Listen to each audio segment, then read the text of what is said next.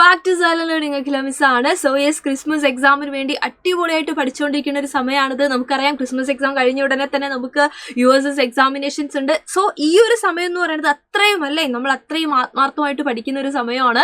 അപ്പൊ നമ്മുടെ ക്രിസ്മസ് എക്സാമിനുള്ള വളരെ ഇമ്പോർട്ടന്റ് ആയിട്ടുള്ള ഒരു ചാപ്റ്ററാണ് ഹീറ്റ് ഇൻ എവറിഡേ ലൈഫ്, താപം നിത്യജീവിതത്തിൽ എന്ന് പറയുന്നത്. കംപ്ലീറ്റ് കോൺസെപ്റ്റും കൃത്യമായിട്ട് നമ്മൾ പഠിക്കേണ്ടതുണ്ട്. അപ്പൊ ഇന്ന് മിസ് വന്നിരിക്കുന്നത് ഇതിനകത്തുള്ള ഇമ്പോർട്ടന്റ് ആയിട്ടുള്ള ഒരു ടോപ്പിക്കും ആയിട്ടാണ്. നമുക്ക് എന്നെ അറിയാം അല്ലെ, കടൽക്കാറ്റും കരക്കാറ്റും അഥവാ സീ ബ്രീസ് ആൻഡ് നമ്മളുടെ ലാൻഡ് ബ്രീസ് എന്ന് പറയുന്നത്. അപ്പൊ സീ ബ്രീസും ലാൻഡ് ബ്രീസും തമ്മിലുള്ള വ്യത്യാസങ്ങൾ എന്തൊക്കെയാണെന്ന് പറഞ്ഞുകൊണ്ട് നമുക്ക് എന്ത് ചെയ്യാം, ഇതിന്റെ പിന്നിലുള്ള സയൻസിനെ പറ്റി നമുക്ക് ഡിസ്കസ് ചെയ്യാം അല്ലെ. അപ്പൊ ആദ്യം തന്നെ നമ്മൾ കടൽക്കാറ്റ് എന്ന് പറയുന്ന സമയത്ത് നമ്മൾ ആദ്യം മനസ്സിലാക്കേണ്ടത് കടൽക്കാറ്റ് അല്ലെങ്കിൽ നമ്മുടെ സീ ബ്രീസ് അല്ലെ. സീ ബ്രീസ് എന്ന് പറയുമ്പോൾ നമ്മൾ ഓർക്കുക, ഇത് എപ്പോഴാണ് വീശുന്നത്, ഇത് ഏത് സമയത്താണ് വീശുന്നത്. ചിത്രം കാണുമ്പോൾ തന്നെ നമുക്ക് മനസ്സിലാവുന്നുണ്ട്, പകൽ സമയത്താണ് അല്ലെ. അപ്പൊ ഡേ ടൈം ആണ് നമ്മുടെ കടൽ കാറ്റ് എന്ന് പറയുന്നത്. അപ്പൊ ഞാനിവിടെ പകൽ എന്ന് എഴുതിയിട്ടുണ്ട്. ഇപ്പൊ തന്നെ നിങ്ങൾക്ക് മനസ്സിലാക്കാൻ വേണ്ടിയിട്ട് ഇവിടെ ഒരു സംഭവം ഉണ്ട് അല്ലെ.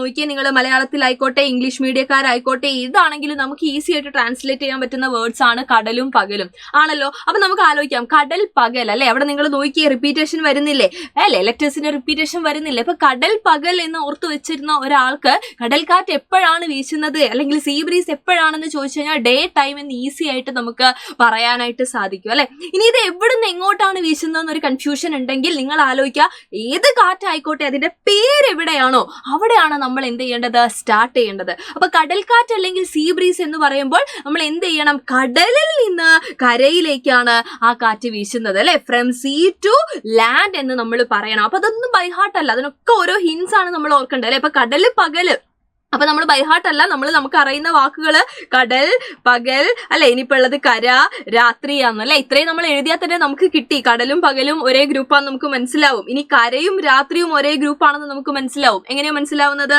നിങ്ങൾ നോക്കിയേ, ലാൻഡ് ബ്രീസിനെ പറ്റി പറയുമ്പോൾ ലാൻഡ് ബ്രീസ് അല്ലെ.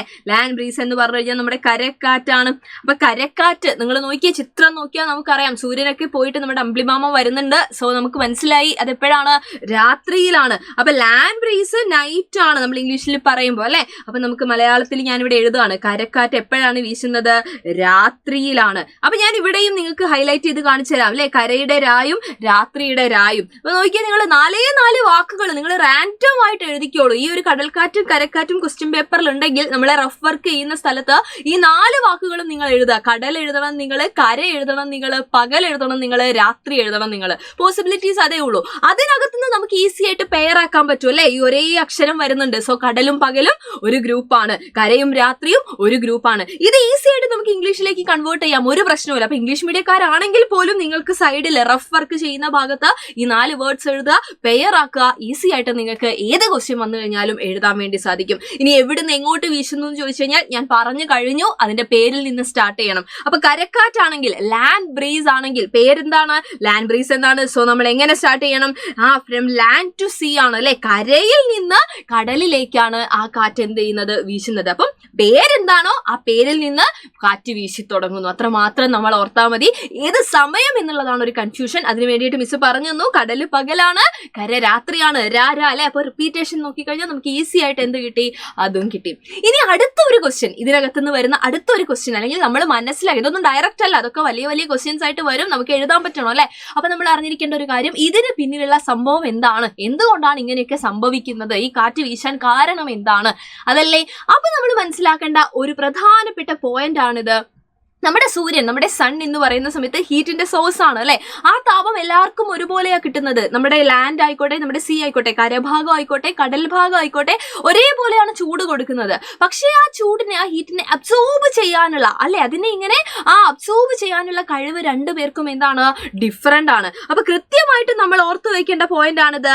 സാൻഡ് ഹീറ്റ്സ് അപ്പ് ക്വിക്ലി അല്ലെ. സാൻഡ് എന്ന് പറയുന്നത് എന്താണ്, ക്വിക്കായിട്ട് എന്ത് ചെയ്യുന്ന ആളാണ്, വളരെ ക്വിക്കായിട്ട് എന്ത് ചെയ്യുന്ന ആളാണ്, ചൂട് പിടിക്കുന്ന ആളാണ് അല്ലെ. അതായത് വളരെ വേഗത്തിൽ ചൂടാവുന്ന ആളാണ് ആര്, നമ്മളുടെ മണൽ എന്ന് പറയുന്നത്. എന്നാൽ നേരെ മറിച്ച് നമ്മുടെ വാട്ടർ വാട്ടറിന്റെ പ്രത്യേകത എന്താണ്? വാട്ടർ എന്ന് പറയുന്നത് വളരെ സ്ലോ ആയിട്ട് മാത്രമേ എന്ത് ചെയ്യുന്നുള്ളൂ, ചൂടാവുന്നുള്ളൂ അല്ലെ. വളരെ സാവധാനത്തിൽ മാത്രമേ നമ്മുടെ ജലം എന്ത് ചെയ്യുന്നുള്ളൂ, ചൂട് പിടിക്കുന്നുള്ളൂ. ആൻഡ് ഇതിന്റെ അപ്പുറത്ത് ഒരു കാര്യം കൂടെ ഉണ്ട്. നമ്മൾ പറയാറില്ലേ, പെട്ടെന്ന് ദേഷ്യം വരുന്ന ആളെന്ന് പറയുന്നത് പെട്ടെന്ന് തന്നെ എന്താവും, കൂളാവും. നമ്മുടെ പാരന്റ്സിനെ പറ്റിയൊക്കെ ചിന്തിക്കുക നിങ്ങൾ. പക്ഷേ വളരെ സാവധാനം ചൂടാവുന്ന ഒരാള്, ദേഷ്യപ്പെടുന്ന ഒരാള് വല്ലപ്പോഴും ദേഷ്യപ്പെടുള്ളൂ, പക്ഷെ തണുക്കാൻ ഒരുപാട് ടൈം എടുക്കും അല്ലെ. സെയിം അവസ്ഥയാണ് ഇവിടെ.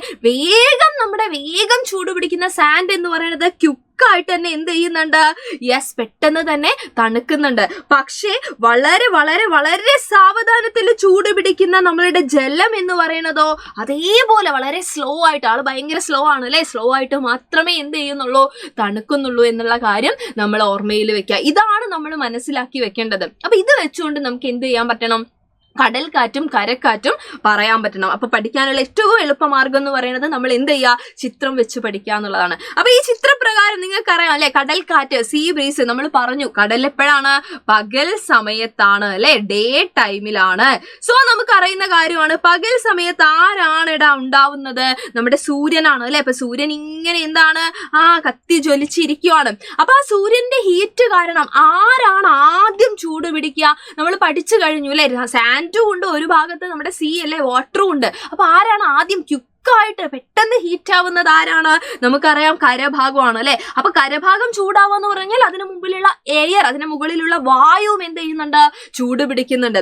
നമ്മൾ പഠിച്ചിട്ടുണ്ട്, നമ്മൾ കൺവെക്ഷൻ ഒക്കെ പഠിച്ച ആളുകളാണ്. അപ്പൊ ചൂട് പിടിച്ച വായു അല്ലെ, നല്ല ഹീറ്റ് ആയിട്ട് കിടക്കുന്ന എയർ എന്ത് ചെയ്യാൻ തുടങ്ങും, യെസ്, മുകളിലോട്ട് പോവാനായിട്ട് തുടങ്ങും. അപ്പൊ ഇവിടെ നിന്ന് നമ്മുടെ എയർ എന്ത് ചെയ്യാണ്, ചൂട് കൂടിയിട്ടുള്ള വായു എന്ന് പറയുന്നത് എന്ത് ചെയ്യാണ്, മുകളിലോട്ട് പോവാണ് അല്ലെ. അപ്പൊ നിങ്ങൾ ആലോചിക്കുക, അവിടെ നമ്മുടെ കോട്ട് വേക്കന്റ് ആയിട്ട് കിടക്കുന്ന പോലെയാണ് ആ ഒരു സമയത്ത് നമ്മുടെ ചൂട് കുറഞ്ഞ വായു എവിടെയുണ്ട്, നമ്മുടെ കടലിന്റെ മുകളിൽ കിടക്കുന്നുണ്ട്. കാരണം കടലിന്റെ പ്രത്യേകത എന്താണ്, വെള്ളം വളരെ പയ്യല്ലേ ചൂട് പിടിക്കുന്നുള്ളൂ. അപ്പൊ കമ്പയർ ചെയ്യുമ്പോൾ അവിടെ എന്താണ്, ചൂട് കുറഞ്ഞ വായു ആണ് അല്ലെ.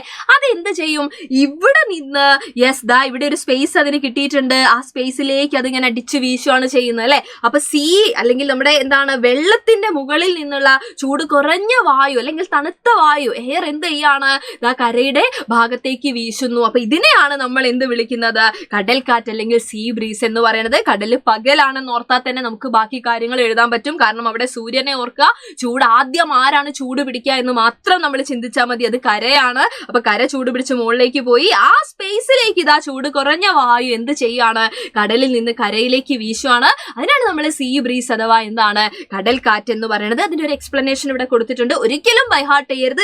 ഇതേപോലെ ഒരു പിക്ചർ വെച്ചുകൊണ്ട് നിങ്ങൾക്ക് പറയാൻ പറ്റുന്നുണ്ടോ എന്ന് ട്രൈ ചെയ്യുക. ഇല്ലെങ്കിൽ അതിന്റെ മുകളിൽ നിങ്ങൾ എന്ത് ചെയ്യുക, വർക്ക്ഔട്ട് ചെയ്യുക. ഓക്കെ, അങ്ങനെയാണെങ്കിൽ ഇതേപോലെ നമുക്ക് പറയാൻ പറ്റും നമ്മുടെ കരക്കാറ്റ് അല്ലെ, ലാൻഡ് ബ്രീസ്. ഇപ്പൊ നമ്മൾ പഠിച്ചത് പ്രകാരം കര എപ്പോഴാണ്, രാത്രിയിലാണ് അല്ലെ. അപ്പൊ കരക്കാറ്റ് വീശുന്നത് രാത്രിയിലാണ്. അപ്പൊ രാത്രി ഇംഗ്ലീഷിൽ നമുക്ക് മാറ്റാം, ഈസിയാണ്, നൈറ്റ് ആണ് അല്ലെ. അപ്പൊ രാത്രി ആയി കഴിഞ്ഞാൽ സൂര്യനൊക്കെ മാറി അവിടെ ആര് വന്നു, നമ്മുടെ ചന്ദ്രൻ, മൂൺ വന്നിട്ടുണ്ട്, നമുക്ക് കാണാൻ പറ്റുന്നുണ്ട്. അപ്പൊ നമ്മൾ പഠിച്ചിട്ടുണ്ട്, ആദ്യം ചൂടാവുന്നത് സാൻഡ് ആണ്, ക്യുക്കായിട്ട് തന്നെ തണുക്കുന്നതും ആര് തന്നെയാണ്, സാൻഡ് ആണ് അല്ലെ. അതായത് നമ്മുടെ ലാൻഡ്, സാൻഡ് എന്ന് പറയുമ്പോൾ നമ്മുടെ കരഭാഗത്തിനാണ് നമ്മൾ ഉദ്ദേശിക്കുന്നത് അല്ലെ. അപ്പൊ നമ്മുടെ ലാൻഡ് ആണ് എന്ത് ചെയ്യുന്നത്, ആദ്യം എന്ത് ചെയ്യുന്നത്, കൂളാവുന്നത് അല്ലെ. അപ്പൊ കമ്പയർ ചെയ്യുമ്പോൾ നമ്മുടെ വാട്ടറിന്റെ അവസ്ഥ എന്താ, അതായത് നമ്മുടെ സീ, നമ്മുടെ കടലിന്റെ അവസ്ഥ എന്താണ്, കടലിങ്ങനെ രാവിലെ മുതലുള്ള വെയിൽ കൊണ്ട് ചൂട് പിടിച്ച് പയ്യെ ചൂട് പിടിച്ച് വരുന്നേ ഉള്ളൂ. അപ്പൊ രാത്രി ആകുമ്പോഴേക്കും നമ്മുടെ ലാൻഡ് തണുക്കാൻ തുടങ്ങി, കരഭാഗം തണുക്കാൻ തുടങ്ങി. പക്ഷെ നമ്മുടെ വെള്ളത്തിന്റെ അവസ്ഥ എന്താ, പെട്ടെന്ന് തണുക്കാൻ പറ്റുമോ, ഇല്ല. അതിനെ കമ്പയർ ചെയ്യുന്ന സമയത്ത് അത് എന്ത് ചെയ്തുകൊണ്ടിരിക്കുകയാണ്, അത് വളരെ സ്ലോ ആയിട്ട് മാത്രമേ എന്ത് ചെയ്യുള്ളൂ, തണുക്കുള്ളൂ അല്ലെ. അപ്പൊ കമ്പയർ ചെയ്യുമ്പോൾ ഇപ്പോൾ ഈ ഒരു സമയത്ത് ഏറ്റവും കൂടുതൽ ചൂടുള്ളത് എവിടെ തന്നെയാണ്, കടലിന്റെ മുകളിലാണ്. കാരണം വെള്ളം ഇപ്പോഴും എന്ത് ചെയ്തിട്ടില്ല, തണുത്ത് വന്നിട്ടില്ല അല്ലെ. അപ്പൊ അതിന്റെ മുകളിലുള്ള എയർ അല്ലെങ്കിൽ വായു എന്ന് പറയുന്നത് എന്ത് ചെയ്തിട്ടുണ്ടാവും, ഇങ്ങനെ മുകളിലേക്ക് എന്ത് ചെയ്തിട്ടുണ്ടാവും, പോയിട്ടുണ്ടാവും. നേരത്തെ നമ്മളുടെ കേസിൽ പറഞ്ഞതുപോലെ തന്നെ ആ സമയത്ത് നിങ്ങൾ ആലോചിക്കുക, അവിടെ ഒരു കോട്ട് വേക്കന്റ് ആയിട്ട് കിടക്കുവാണെങ്കിൽ ഇപ്പുറത്തുനിന്ന് ഗോൾ അടിക്കും അല്ലെ. അതേപോലെ നമ്മുടെ കരയുടെ മുകളിലുള്ള തണുത്ത വായു, എയർ എന്ത് ചെയ്യും, ആ സമയത്ത് കടലിലേക്ക് വീശാൻ തുടങ്ങും, നമ്മുടെ സീയിലേക്ക് എന്ത് ചെയ്യാൻ തുടങ്ങും, അടിച്ചു കയറാൻ തുടങ്ങും. സോ അതിനെയാണ് നമ്മൾ എന്ത് വിളിച്ചിട്ടുണ്ടായിരുന്നത്, രാത്രിയിൽ വീശുന്ന കരക്കാറ്റ് അല്ലെങ്കിൽ ലാൻഡ് ബ്രീസ് എന്ന് നമ്മൾ വിളിച്ചിട്ടുണ്ടായിരുന്നത്. അപ്പൊ ഇതിന്റെയൊക്കെ പിന്നിൽ ബേസിക് ആയിട്ടുള്ള ഐഡിയ എന്ന് പറയുന്നത് എന്താണ്, ആരാദ്യം ചൂടാകും, ആരാദ്യം തണുക്കും എന്നുള്ളതാണ് അല്ലെ. ആരാണ് ഏതാണത്? നമ്മുടെ ലാൻഡ് അല്ലെങ്കിൽ നമ്മുടെ സാൻഡ് എന്നൊക്കെ നമ്മൾ പറയാം. കരഭാഗമാണ് പെട്ടെന്ന് ചൂടാവുന്നതും പെട്ടെന്ന് തണുക്കുന്നതും. പക്ഷെ നമ്മളുടെ കടൽ എന്ന് പറയുന്നത് പയ്യെ ചൂടാവുന്നുള്ളൂ. അതാണ് നേരത്തെ നമ്മൾ പറഞ്ഞത്. ഇപ്പോഴും അത് തന്നെയാണ് അവസ്ഥ.